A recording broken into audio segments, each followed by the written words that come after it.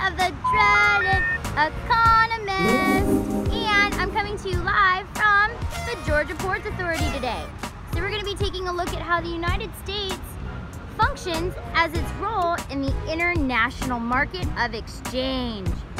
Let's check it out. So the port's a pretty cool spot because it gives a snapshot of international trade in action. So international trade is the exchange of goods and services between countries.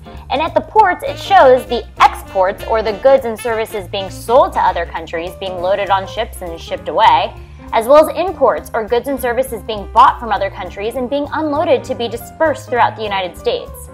Now, countries trade goods because there's no one country that has resources to make everything that their people and their countries need. So we rely or are interdependent on one another to meet the needs of our consumers. Trade it all away. Specialization in trade is only natural if you think about it, because every country around the world possesses different types of quantities of land, labor, and different resources.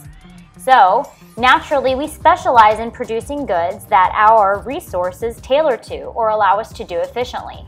So as nations begin to specialize in trade, we can see that the benefits for all nations by allowing each country to be able to increase their wealth through these trade bases.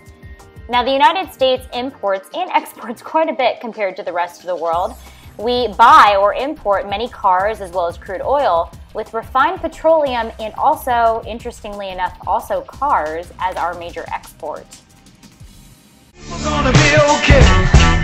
Storms never come to stay.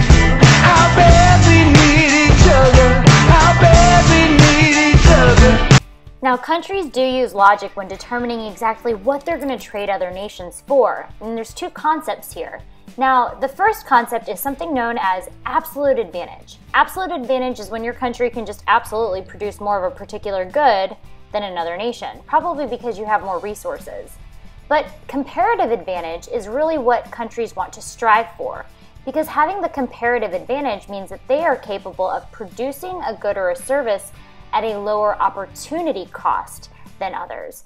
Anything you could do, I could do better. I can do anything better than you. No, you can't. Yes, I can. No, you can't. It is important for an economy's health that we pay attention to the balance of trade, or we pay attention to what we are exporting and selling versus what we are buying and importing. A positive balance of trade is where there's a trade surplus, where we export more than we import. A negative balance of trade is a trade deficit, and that's when a nation imports or buys more than it sells or exports.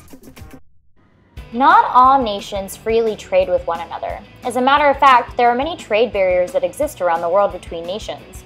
A trade barrier is a way of preventing foreign products or services from freely entering a nation's territory, and they come in a variety of different ways. So one could be just an import quota, or a limit of the amount of a good that is allowed to be imported.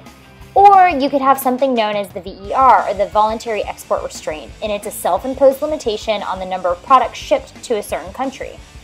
Tariffs or taxes on imported goods can be imposed, or other barriers can be in place. Something as extreme as an embargo, where we refuse to do trade with countries, can exist. But all of these trade barriers lead to the same goal, which is to protect our country's interests as well as our country's businesses. I believe in barriers because I always break them. There are countries around the world that make agreements with one another in order to eliminate trade barriers between them. By eliminating some of these trade barriers, these neighboring countries are more welcome and open to do business with one another.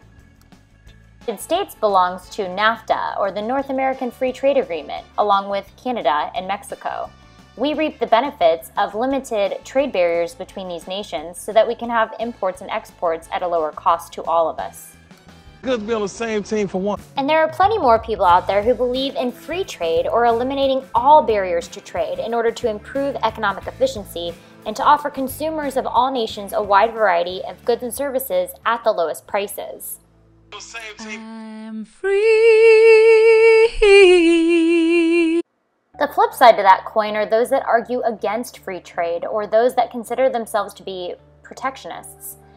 Those that are against free trade feel that they need to protect the national security as well as protect infant industries or new nations that can't sustain competition with cheaper foreign products and businesses.